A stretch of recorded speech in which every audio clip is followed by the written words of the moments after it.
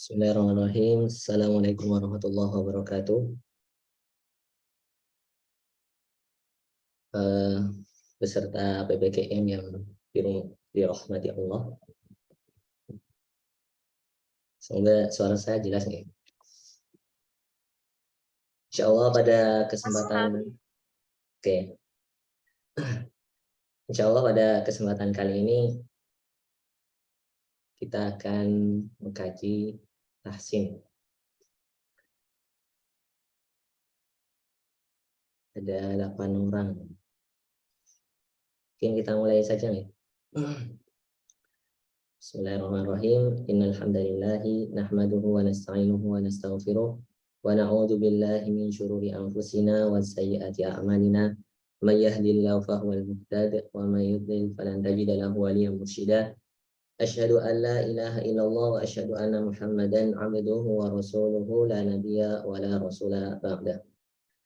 Amma ba'd. Insyaallah pada kesempatan kali ini kita akan mulai dengan muqaddimah tentang ilmu tajwid dan tahsin. Jadi kenapa kita perlu mempelajari tajwid? Kenapa kita perlu belajar tahsin? Alasannya karena adalah supaya bacaan kita itu sama dengan yang dibaca oleh Rasulullah Shallallahu Alaihi Wasallam, dan juga seperti yang dibaca para sahabat, para tabi'in, para tabi'ut tabi'in. Seperti itu. Jadi ketika awal-awal Al-Quran diturunkan, ketika wahyu diturunkan itu, para sahabat pada saat itu belum mengenal istilah ilmu tajwid, karena bahasa mereka masih bagus, kemudian cara pelafalan bahasa Arab mereka juga masih fasih. Nah, kemudian ketika Rasul diutus dan Islam mulai berkembang, kemudian sepeninggal Rasul, pada saat itu Al-Quran dan juga bahasa Arab itu masih dibaca dengan fasih oleh bangsa Arab pada saat itu. Nah, kemudian seiring bertambahnya zaman, kemudian Islam mulai menaklukkan negeri-negeri yang non-Arab. Negeri-negeri yang non-Arab mulai masuk ke dalam Islam. Nah, kemudian mereka yang non-Arab ini, mereka tentu belajar melafalkan Al-Quran, belajar bahasa Arab juga. Akan tapi ketika mereka melafalkan Al-Quran, masih ada sisa-sisa ajamnya, atau ketika melafalkan Al-Quran itu belum terlalu fasih. Nah, kemudian karena hal tersebut, akhirnya di zaman Ali radhiyallahu anhu, sahabat Ali memerintahkan, kalau tidak salah, Khalil ibn Ahmad, untuk merumuskan atau membukukan ilmu bahasa Arab. Jadi pada awal-awal sebelum munculnya ilmu tajwid itu, bahasa Arab dengan ilmu tajwid itu adalah satu kesatuan.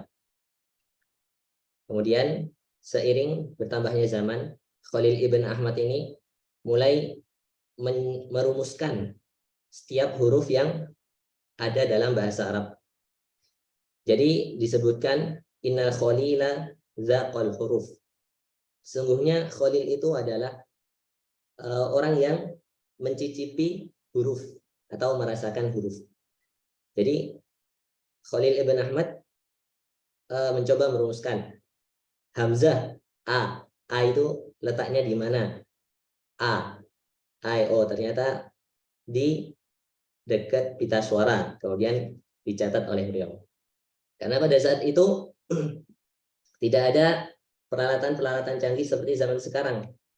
Kalaupun seandainya zaman Nabi misalnya ya, ini sekedar permisalan, seandainya di zaman Nabi itu ada kamera, ada recorder, mungkin kita bisa tinggal merekam gitu, merekam gimana cara bacanya Nabi. Tapi pada saat itu belum ada teknologi yang secanggih sekarang, sehingga pada zaman dahulu tentu merekam atau merekam bacaan Al-Quran itu ya tentu dengan tulisan, dibukukan, kemudian disebarkan di kalangan kaum muslimin seperti itu. Jadi Khalil ibn Ahmad merasakan huruf-huruf yang ada dalam Al-Quran. Hamzah itu letaknya dekat pita suara atau ditulis. Ba letaknya di sini, nah ditulis. Nah pada awal-awal dulu seperti itu, dan juga itu disatukan dengan ilmu bahasa Arab. Kemudian seiring berkembangnya zaman, mulai dipisah ilmu bahasa Arab nahwu dengan ilmu tajwid, atau yang kalau dalam yang kita kenal istilah kita adalah ilmu fonetik kalau nggak salah.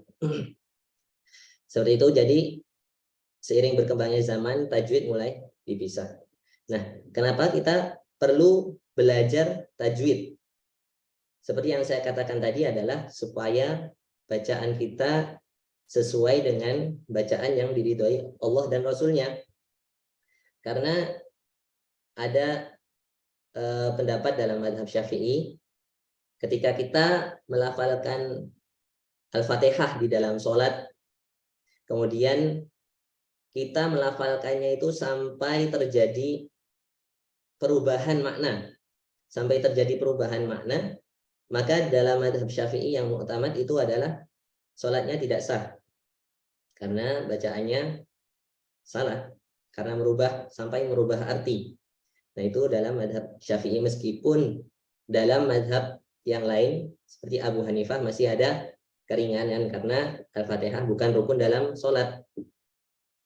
Nah kan tapi untuk kita berjaga-jaga sebagai bentuk berhati-hati, sebaiknya kita ketika sadar dengan bacaan kita ya, kita berusaha untuk memperbaiki bacaan kita, bukan malah kita membiarkan bacaan kita ya tetap jelek. Karena beberapa orang saya punya kenalan itu, dia udah sampai gelarnya itu sampai doktor. Dia punya gelar sampai doktor, tapi bacaan Al-Qur'annya masih salah-salah. Maksudnya masih agak belepotan gitu. Nah, ya karena kenalan saya ini dia sudah terlalu malu dengan gelarnya seperti itu, akhirnya ya dia malu untuk belajar untuk memperbaiki bacaannya seperti itu. Nah, jangan sampai kita menjadi orang yang malu dalam memperbaiki bacaan. Mungkin karena sudah terlanjur tua, kemudian kita terlalu gengsi dengan untuk masih belajar perbaiki bacaan. Nah, akhirnya nanti yang terjadi adalah bacaan kita tidak akan pernah membaik seperti itu. Jadi harus ada kesadaran dalam diri supaya terus menerus untuk memperbaiki bacaan. Bahkan saya sampai sekarang pun masih memperbaiki bacaan saya kalau semisal ada salah sedikit seperti itu. Nah, kemudian itu tadi ilmu tajwid mulai dikumpulkan sendiri dipisahkan dari bahasa Arab. Nah, kemudian juga kita perlu mengetahui sejarah pengumpulan Al-Quran. Jadi Al-Quran wahyu pada saat itu turun secara berangsur-angsur. Dan ketika wahyu turun, ada ayat turun, Nabi manggil sahabat, Ali ke sini, catat ayat ini. Nah, kemudian Sahabat Ali mencatat ayat yang turun kepada Rasul. Seperti itu. Dan catatan itu terpisah. Catatannya terpisah. Ada yang di pelepah kurma, ada yang di kulit unta, dan sebagainya seperti itu. Nah, kemudian sepeninggal Rasul, Al-Quran ini masih dalam bentuk, masih berceceran, belum dikumpulkan. Nah, pada saat itu masih ada ditulis yang di pelepah kurma, ada yang ditulis di kulit binatang, kemudian dan macam-macam. Pada saat itu belum ada mushaf yang seperti sekarang ini. Kemudian ketika di masa kekhalifahan Abu Bakar terjadi pembunuhan besar-besaran. Orang-orang yang hafal Quran pada saat itu meninggal, syahid, dibunuh. Kemudian Umar yang resah dengan kondisi demikian, kemudian memberikan usul kepada Khalifah Abu Bakar. Wahai Khalifah, sesungguhnya para penghafal Al-Quran telah meninggal. Dan aku takut Al-Quran ini akan menjadi seperti kitab-kitab sebelumnya yang dirubah isinya oleh orang-orang seperti itu. Karena kitab-kitab sebelum Al-Quran, Injil dan Taurat itu dirubah oleh Yahudi dan Nasrani. Wahyu yang turun kepada Nabi Isa oleh pengikutnya Nabi Isa seiring berkembangnya zaman itu mulai dirubah-rubah sehingga Bible yang ada saat ini itu kurang bisa diyakini keotentikannya seperti itu, karena sudah banyak penuh dengan revisi-revisi, penuh dengan perubahan-perubahan. Sedangkan Al-Quran sampai sekarang ini, Al-Quran yang ada pada zaman sekarang ini bisa dipastikan sama dengan Al-Quran yang ada di zaman Rasul. Al-Fatihah yang kita baca sekarang itu sama dengan Al-Fatihah yang dibaca Rasul dan juga para sahabat. Karena dalam surat Al-Hijr Allah menyebutkan inna nahnu nazzalna dzikra wa inna lahu lahafizun. Sungguhnya aku menurunkan Al-Qur'an dan sungguhnya aku akan menjaganya. Dan Al-Qur'an ini satu-satunya kitab yang terjaga hingga hari kiamat. Karena Allah gerakkan hati para sahabat, hati para tabi'in, hati para tabi'in untuk senantiasa menjaga keotentikan Al-Quran. Termasuk ketika di zaman Abu Bakar tadi, Umar resah dengan kondisi yang ada pada saat itu. Umar takut seandainya Al-Quran ini akan hilang keotentikannya. Kemudian usul kepada Abu Bakar, bagaimana kalau semisalnya kita kumpulkan Al-Quran dalam satu buku, satu kitab. Kita kumpulkan ayat-ayat yang ada di pelepah kurma, kemudian ayat-ayat yang tertulis di kulit unta dan semacamnya dikumpulkan jadi satu, kemudian kita jadikan satu mushaf, satu bentuk Al-Quran seperti ini. Nah, kemudian pada awalnya sahabat Abu Bakar pada saat itu menolak usulan Umar. Beliau berkata, bagaimana aku akan melakukan sesuatu yang tidak dilakukan oleh Rasulullah SAW, karena di zaman Rasul Al-Quran itu masih berceceran dan Rasul pun tidak melakukan pembukuan kepada Al-Quran. Nah, kemudian Umar terus membujuk Abu Bakar sehingga hati Abu Bakar pun dilapangkan oleh Allah untuk menerima usulan Umar tadi, yaitu mengumpulkan Al-Quran. Kemudian Abu Bakar memanggil salah satu sahabat, yaitu sahabat Zaid bin Sabit. Zaid bin Sabit dipanggil oleh Abu Bakar. Kemudian Abu Bakar pun menjelaskan usulan Umar tadi untuk mengumpulkan Al-Quran, dan Abu Bakar menunjuk sahabat Zaid bin Sabit untuk menjadi ketua panitia. Nah, ketua panitia pengumpulan Al-Quran. Jadi Zaid ditunjuk sebagai ketua lajnah atau ketua panitia dalam mengumpulkan Al-Quran.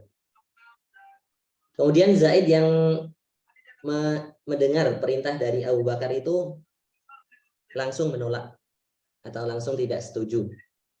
Dan dia mengatakan seperti yang dikatakan seperti yang dikatakan Abu Bakar kepada Umar tadi. Bagaimana aku melakukan sesuatu yang tidak pernah dilakukan oleh Rasulullah? Nah, kata Zaid seperti itu. Kemudian sahabat Zaid ini rahimahullah taala, dia berkata kepada Abu Bakar, wahai khalifah, seandainya engkau memerintahkanku untuk memindahkan Gunung Uhud, maka itu lebih ringan untukku daripada apa yang engkau perintahkan padaku sekarang ini. Nah, kata sahabat Zaid seperti itu karena beliau merasakan beratnya amanah yang diperintahkan sahabat Abu Bakar, Khalifah Abu Bakar. Akan tapi sahabat Abu Bakar dan Umar membujuk Zaid supaya menerima. Akhirnya dengan kehendak Allah, Allah pun melapangkan dada Zaid untuk menerima usulan tersebut, yaitu mengumpulkan Al-Quran jadi satu. Nah, kemudian Zaid mulai mencari potongan-potongan ayat yang tersebar di pelepah kurma, kulit, seperti itu, memanggil para sahabat yang pernah menulis ayat di hadapan Rasul, diminta untuk menghadap sahabat Zaid. Jadi para sahabat yang dia memiliki catatan yang dia tulis di hadapan Rasul dipanggil, kemudian diminta dua saksi. Apakah sahabat ini benar-benar menulis di hadapan Rasul seperti itu? Nah, kemudian terkumpul, akhirnya menjadi tersatukan. Al-Quran yang awalnya terpisah-pisah akhirnya tersatukan. Kemudian yang Al-Quran yang sudah dikumpulkan tadi disimpan di sepeninggal Abu Bakar, disimpan di Khalifah Umar. Kemudian sepeninggal Khalifah Umar disimpan di rumah Hafsah binti Umar.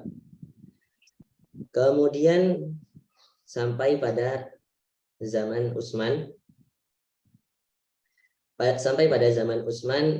Islam mulai semakin membesar. Nah, kemudian pada saat itu terjadi huru-hara ketika berada di zaman sahabat Khalifah Utsman bin Affan. Bagaimana huru-haranya? Yaitu ketika kaum muslimin berada dalam satu tempat. Nah, kemudian mereka membaca Al-Quran. Kemudian ketika membaca, bacaannya beda dengan bacaan yang pernah saya baca gitu. Akhirnya di sini mulai terjadi gesekan. Kenapa Quran kamu beda sama Quran saya? Nah, seperti itu. Nah, kemudian untuk menghentikan pergesekan ini, sahabat Utsman cepat tanggap. Sahabat Utsman pun meminta Al-Quran yang dulu dikumpulkan oleh Zaid bin Sabit ketika di zaman Khalifah Umar di kediaman Hafsah binti Umar, diminta mushaf yang dulu dikumpulkan. Nah, kemudian Al-Quran yang dulu pernah dikumpulkan itu mulai disalin ulang. Disalin ulang, kalau tidak salah, waktu itu disalin 10 mushaf. 10 mushaf menyalin Al-Quran yang dulu dikumpulkan di zaman Abu Bakar. Kemudian 10 mushaf ini disebar ke penjuru daerah. Setiap daerah yang mendapatkan Al-Quran ini, mereka diminta untuk menyalin ulang di 10 tempat yang Khalifah Utsman kirim. Nah, kemudian Al-Quran yang selain dikirim oleh sahabat Utsman ini, sahabat Utsman meminta untuk Al-Quran yang lain untuk dibakar. Kenapa dibakar? Karena dikhawatirkan Al-Quran yang selain yang dikirim Utsman itu tadi akan menjadi kekacauan karena ada kesalahan di situ. Akhirnya mushaf yang selain yang dikirim Utsman itu tadi dibakar. Nah, kemudian mushaf yang dikirim itu disalin oleh para penduduk di sana, sehingga keautentikannya tetap terjaga. Dan mushaf yang dikirim oleh Utsman itu disebut dengan mushaf Utsmani atau resem Utsmani, dan sampai pada zaman sekarang. Kemudian juga perlu kita ketahui bahwasanya mushaf di zaman dahulu itu tidak ada tanda titik, juga tidak ada tanda syakal. Syakalnya tidak ada.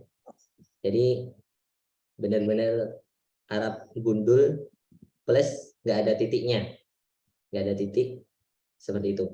Nah, kemudian karena orang non Arab kesulitan dengan mushaf yang seperti itu, akhirnya para ulama pada saat itu menambahkan syakal dan juga titik dalam mushaf supaya untuk mempermudah orang-orang non Arab itu dalam membaca Al-Quran, dalam mempelajari Al-Quran, sehingga bacaan Al-Quran itu tetap otentik, tetap sama dengan yang dibaca oleh Rasul dan para sahabat, hingga sampai pada zaman kita ini.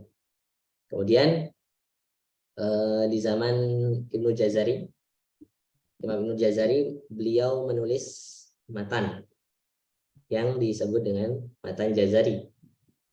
Nah, itu menjadi rujukan ilmu tajwid sampai pada zaman sekarang ini. Karena dalam matan Jazari itu terkandung di sana hukum-hukum tajwid, kemudian terkandung makhraj, dan juga sifat-sifat setiap huruf yang ada dalam Al-Quran. Nah, seperti itu. Tentang sejarah Al-Quran, pengumpulan Al-Quran. Nah, kemudian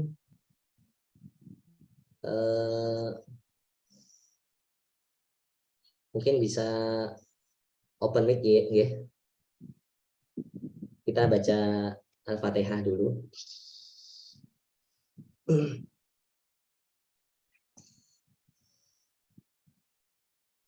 Silahkan open mic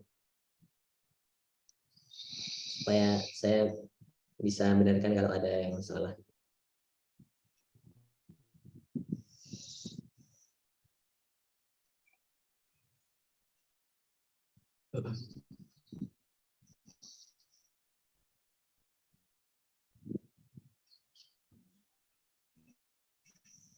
Jadi bisa ditirukan saya ya.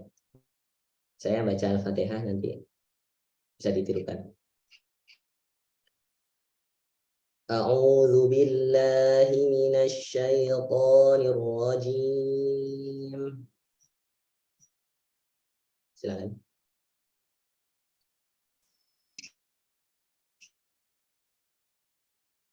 Oke. Biar saya yang baca ya. Bismillahirrahmanirrahim. Alhamdulillahi Rabbil Alamin. Alhamdulillahi Rabbil Alamin.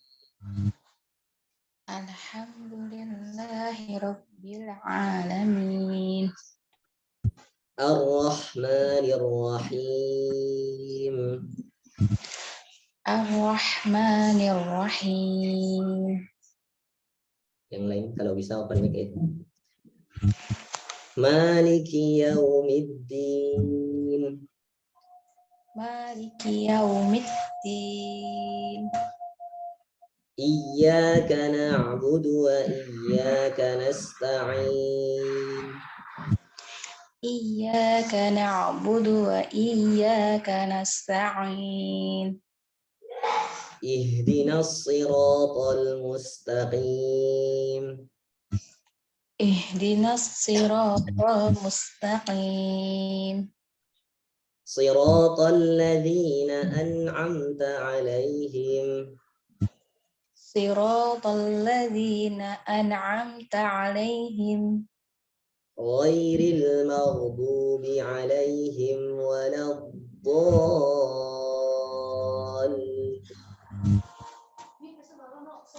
Ghairil maghdubi 'alaihim waladdallin. Baik, itu tadi Al-Fatihah.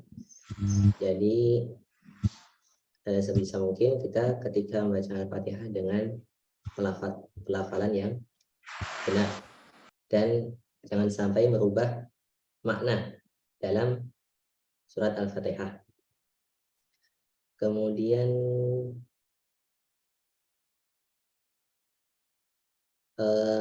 PowerPoint saya kelihatan nggak ini?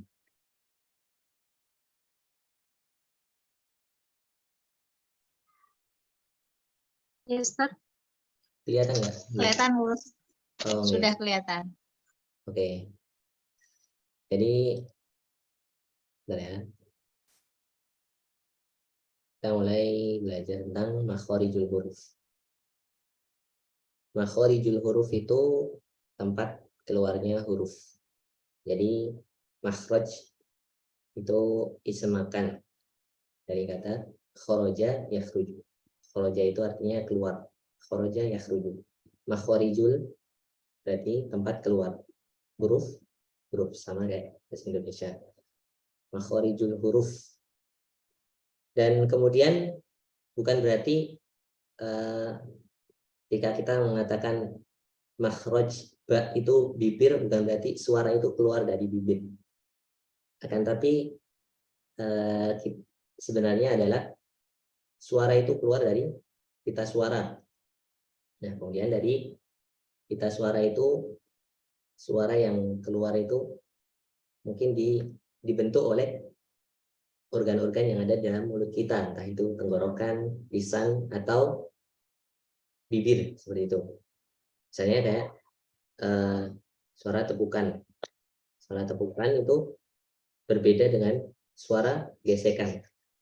Karena tergantung bagaimana suara itu dibentuk. Seperti juga suara yang keluar dari pita suara itu, bagaimana suara yang keluar itu dibentuk. Ini suara, kemudian ada huruf, ada mulut kita seperti ini. Nah, ketika suara keluar, mulut atau organ yang ada setelah pita suara itu mulai membentuk huruf. Nah, yang organ-organ atau tempat yang membentuk suara tadi jadi disebut makhorijul huruf.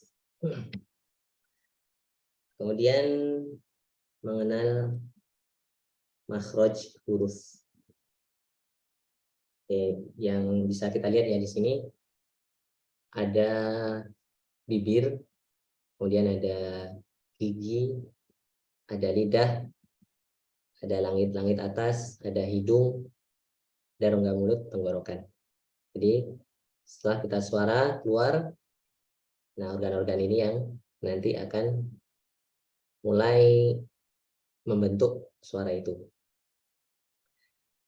Di sini ada, ini disebut makhraj huruf secara umum. Makhraj huruf secara umum ada ini. Ada 5 ya, ada 5.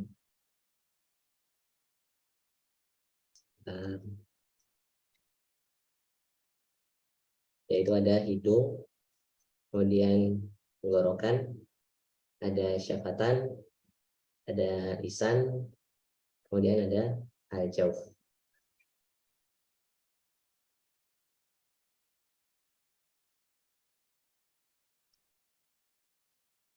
Keluarin.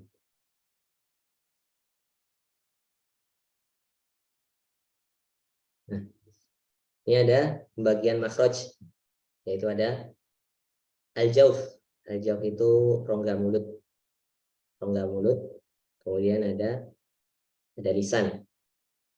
Ada lisan itu adalah lidah. Al-halq itu tenggorokan. Kemudian ada asyafatan. Syafatan itu adalah bibir. Kemudian ada al-khayshum. Khayshum rongga hidung. Al-jawf itu makhrajnya ada 1. Kemudian lisan ada 10 makhraj.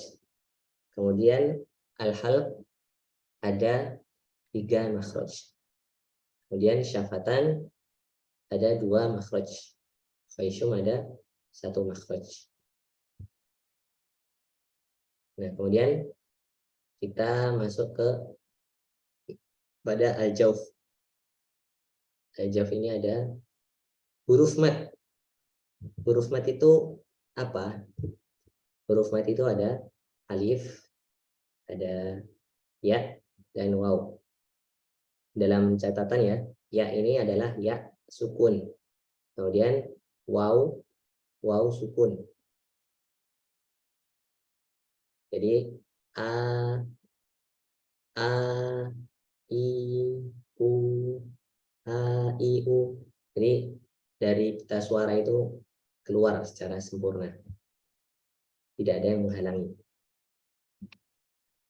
Nah, kemudian makhraj halqi. Makhraj halqi itu ada 3. Makhraj halqi ada 3, yaitu yang pertama ini adalah disebut aqsal halqi, atau bagian tenggorokan yang paling dalam. Aqsa itu artinya paling jauh. Aqsa, adna. Nah, adna itu artinya paling dekat. Adna dekat, aqsa jauh. Adna dekat, aqsa jauh. Wusta itu pertengahan. Wusta pertengahan. Nah, kemudian yang aqsal halqi, atau kalau kita bahasa Indonesia kan itu ya, yang paling jauh, tenggorokan yang paling jauh, aqsal halqi, itu ada hamzah sama ha. Hamzah sama ha. A, a, a, ha, ha. Nah, itu di tenggorokan yang paling dalam. Aqsal halqi namanya. Kemudian setelah dari aqsal halqi ini ada wusto, wasatol halqi. Sebentar saya buka.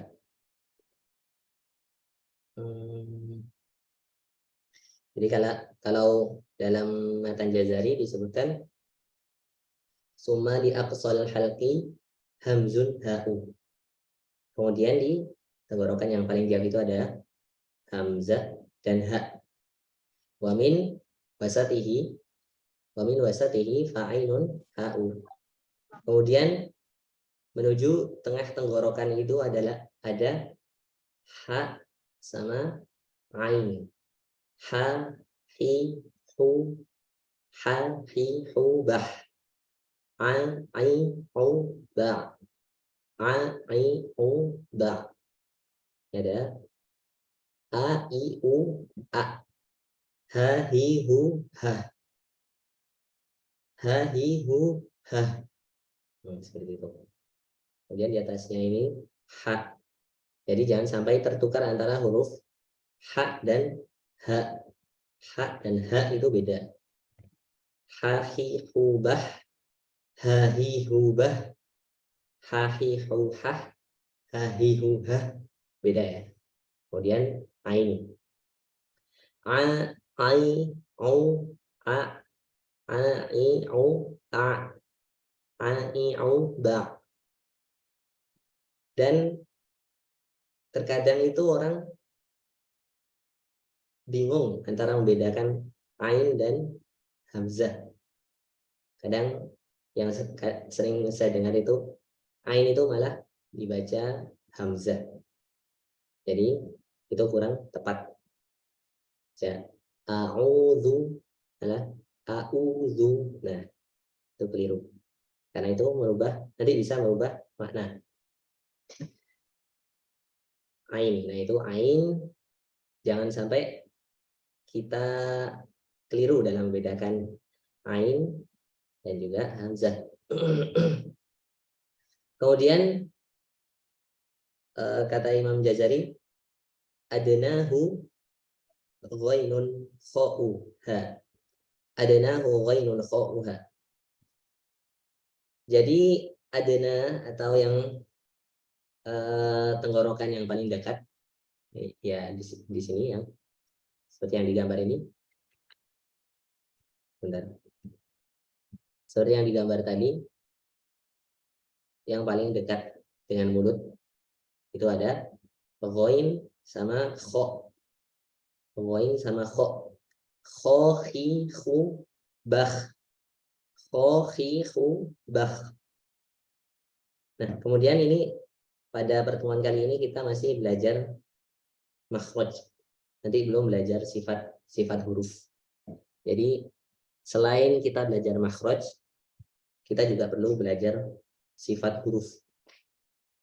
Karena meskipun kita makhrajnya benar, tapi kalau sifat hurufnya salah juga akan salah. Misalnya kho itu kita malah baca kha, kha. Kho kita baca kha. Nah, itu akan merubah arti. Jadi salah seorang syekh di Syam, Syekh Aiman namanya, itu beliau pernah ke Turki. Nah, kemudian Syekh Aiman ini ketemu sama orang Turki, ditanya sama orang Turki yang baru belajar bahasa Arab. Orang Turkinya bilang, kaifa khaluk? Kaifa khaluk? Kemudian Syekh Aiman menjawabnya, tawaffa rahimahullah. Aslinya orang Turki itu mau ngomong kaifa haluk? Bagaimana kabarmu? Kaifa haluk? Tapi dia malah ngomong kaifa khaluk? Ha malah ketukar jadi kho. Nah, itu dari segi bahasa Arab akan merubah arti. Yang awalnya kaifa haluk artinya bagaimana kabarmu, ketika dia ngomong kaifa khaluk artinya jadi bagaimana keadaan pamanmu, bagaimana pamanmu gitu. Nah, kemudian Syekh Aiman sambil bercanda menjawab tawaffa rahimahullah, sudah meninggal, semoga Allah merahmatinya, seperti itu. Nah, kemudian temannya yang orang Turki membenerin, harusnya baca kaifa haluk. Kaifa haluk, bagaimana kabarmu, bukan kaifa khaluk, bagaimana keadaan pamanmu, seperti itu. Nah, jadi itu pentingnya kita belajar makhraj, belajar sifat huruf, belajar tajwid dan tahsin. Senantiasa kita terus memperbaiki bacaan kita.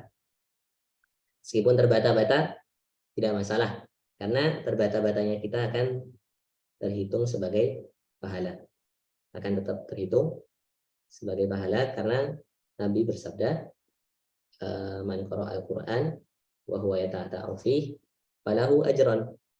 Siapa yang membaca Al-Qur'an dan dia terbata-bata dan dia juga sambil membenarkan bacaannya, dia akan mendapatkan 2 pahala. Yang pertama pahala Al-Qur'annya, kemudian yang pertama adalah pahala bacaan Al-Qur'annya, yang kedua adalah pahala usahanya dia dalam membaca Al-Qur'an. Jadi meskipun kita misalnya masih terbata-bata, tidak mengapa. Nah, itu tadi makhraj kho. Kemudian yang ada nahaki ada ghain juga. Gha, ghairu bal. Ghairu bal. Ghairu bal. Ghain. Kemudian juga yang perlu kita pahami harokat atau harokah dalam Al-Quran, fathah, kasroh, dhammah. Ketika fathah itu mulut dibuka tapi kita tidak perlu membuka secara berlebihan, nggak perlu dibaca sampai tangan kita masuk ini nggak perlu ya. Jadi dibuka sesimpel mungkin, atau tidak terlalu berlebihan dan juga tidak terlalu meremehkan atau tidak terlalu kurang itu. Jadi pertengahan. Karena sebaik-baik perkara itu adalah yang pertengahan. I. Nah, ketika kita membaca yang berharokat kasroh, itu rahang bawah kita itu menurun. I. Sehingga tidak sampai jadi I-nya itu tidak berubah jadi E. Karena sebagian orang ngomong I itu I-nya kayak E. Itu kesalahan yang sering kita jumpai. A, I, U. Kemudian ketika berharokat dhammah itu kita kalau bahasa Jawanya mencucu atau monyongkan bibir. U, A, I, U. Mulut itu membentuk bunder. U seperti itu. Kho, khi, khu. Ha, hi, hu. A, I, u. A, I, u. Ha, hi, hu. Go, ri, hu. Seperti itu. Kita masih belajar makhraj. Yang saya contohkan ya, jadi kho itu punya sifat tebal, atau dalam matan Jazari disebut isti'la. Isti'la itu pangkal lidah itu diangkat. Kho. Jadi sifat hurufnya itu tebal. Begitu juga dengan ghain. Sifatnya tebal. Itu makhraj halqi. Kemudian ada makhraj lisani atau makhraj lidah. Jadi ketika pita suara mengeluarkan suaranya, lidah ini yang bertugas membentuk huruf-hurufnya. Yaitu ada, kalau kita tadi makhraj halqi itu ada tiga makhraj khusus. Kalau makhraj lisan ini ada 10. 10 itu mana aja? Yang pertama ini ro, kemudian ada nun, kemudian ada lam, kemudian ada ta, kemudian ada dal, ada to, ada sa, ada zal, ada wo, ada sin, ada zai. Ini satu makhraj, maksudnya ini satu makhraj. Ta, dal, to itu satu makhraj, itu dekat sini, dekat gigi ya, dekat gigi gigi seri. Kemudian ada sa, zal, lo itu di ujung gigi seri ketemu ketemu lidah ujung. Jadi ujung ketemu ujung. Ta, dal, zo. Kemudian sin. Dan sin itu ada di sini. Sin. Lidah itu nempel ke gigi yang bawah. Sin, zai, so.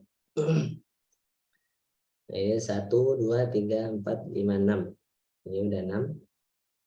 Kemudian yang ketujuh ada qaf. Qaf ini dekat sama tenggorokan. Kemudian ada kaf, ada jim. Jim ada di tengah-tengah tengah lisan atau tengah lidah. Ada jim, shin, ya. Letaknya di tengah lidah. Kemudian dot, huruf dot ini ada di samping lidah. Ini ada di samping lidah. Kalau misalnya lidah ada di samping sini, kemudian ditempelkan di gigi geraham atas. Dot. Mungkin kita coba pelajari dari qaf dulu ya. Qaf ini bacanya seperti ini. O, qaqiqu, baqo. Qaqiqu, baqo. Qaqiqu, baqo. Kemudian qaf ini sifatnya punya sifat tebal. Kemudian ada kaf. Kaf itu bacanya seperti ini. Kaki, ku, bak. Kaki, ku, bak. Ada sedikit nafas atau yang disebut hamas. Kaki, ku, bak. Ada sedikit nafas yang keluar. Kaki, ku, bak. Kalau qaf itu qaqiqu, baqo. Tidak seperti kaf yang tadi ada sedikit nafas keluar, tapi ini kalau qaf tidak ada nafas yang keluar. Qaqiqu, baqo. Kalau kaf kakiku, bak. Kakiku, bak. Jadi bukan huruf hamas itu bukan sin ya, tapi sekedar nafas yang keluar. Karena sebagian orang ketika kaf sukun itu mereka malah bacanya aks, ada sin-sinnya, aks. Nah, yang benar ak, bukan aks. Itu salah.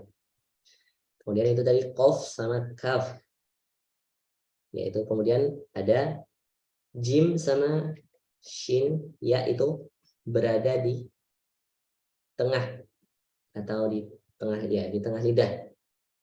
Jim, jajiju, baj. Jajiju, baj. Jajiju, baj. Beberapa orang ketika melafalkan jim ini dia sedikit ditekan. Jadi kalau orang Jawa misalnya itu ketika baca huruf jim ini kadang terlalu berlebihan. Ja. Nah, itu akan tadi ada mulai ya.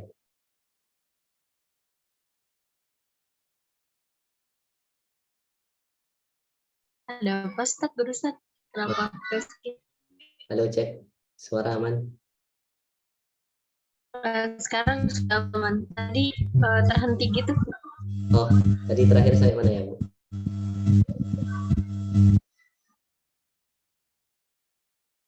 Halo, cek.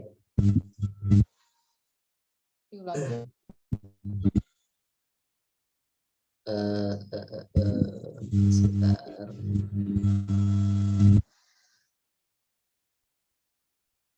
Nah, tadi saya makhraj lisannya. Suaranya jelas ya?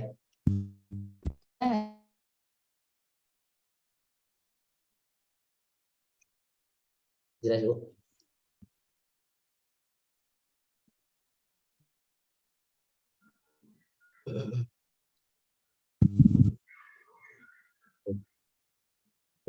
Koneksi agak stabil.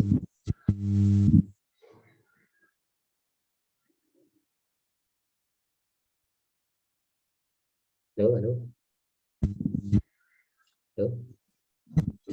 Ya, dengar Ustaz. Oh, oke. Tapi kita lanjutkan tadi sampai jim.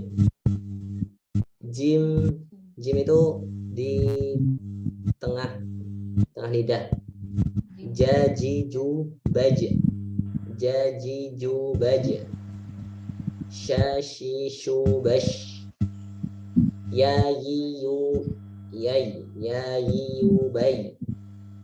Itu di tengah lidah. Jajiju jaj. Kemudian di samping lidah itu ada huruf dot. Nah, huruf dot ini kadang sebagian orang mensifati huruf dot ini qalqalah, padahal dot ini bukan qalqalah. Jadi sebagian orang keliru ketika membaca dot yang berharokat sukun.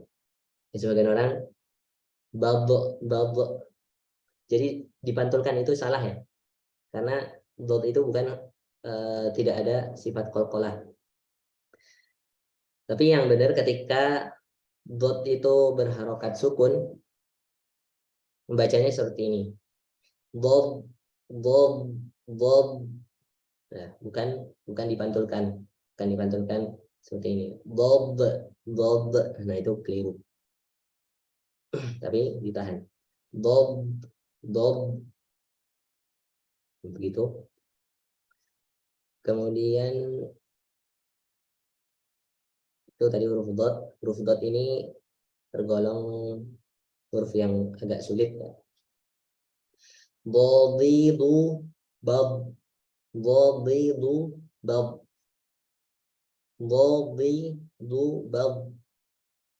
Ya, Bapak Ibu coba sendiri ya ketika saya melafadzkan. Dhadidu bab. Nah, itu. Dhadidu bab. Huruf dot. Kemudian huruf ro. Ri ru bar.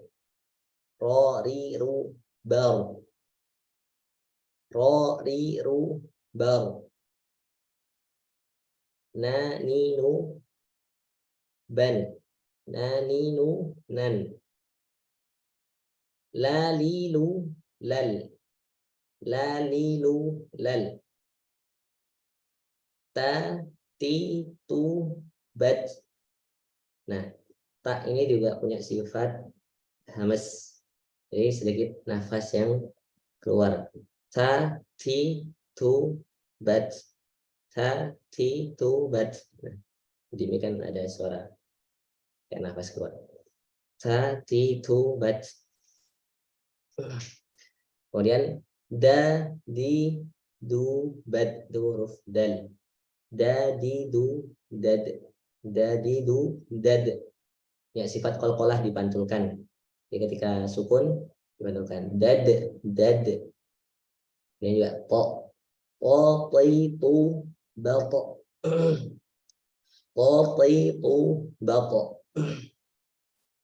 Kemudian huruf ta. Sasitu bas.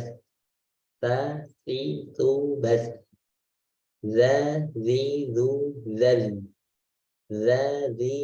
Baz. Dia ada ini gigi seri yang ujung ketemu ujung lidah, ditempelkan. Si su baz. Dengan zu baz. Zu baz. Nah, huruf sin ini ya ini gigi bawah, kemudian lidahnya nempel sini, ujung lidahnya. Si su bas. Tapi ini yang nempel ini bukan ditekan ya, jadi ujung tipis kali, ujungnya dikit ya. Si su bas. Kalau Bapak Ibu bisa rasakan itu itu nempel di sa, si, su, bas. Za, zi, zu, baz. Za, zi, zu, baz. So, si, su, bas. So, si, su, bas. Nah, itu tadi makhraj lisan ada 10 ya, ada 10. Yang pertama ro itu satu makhraj, yaitu di hanak kuliah atau di langit-langit yang di sini ini. Kemudian ada nun, nun itu makhraj juga. Ada lam, lam itu juga makhraj.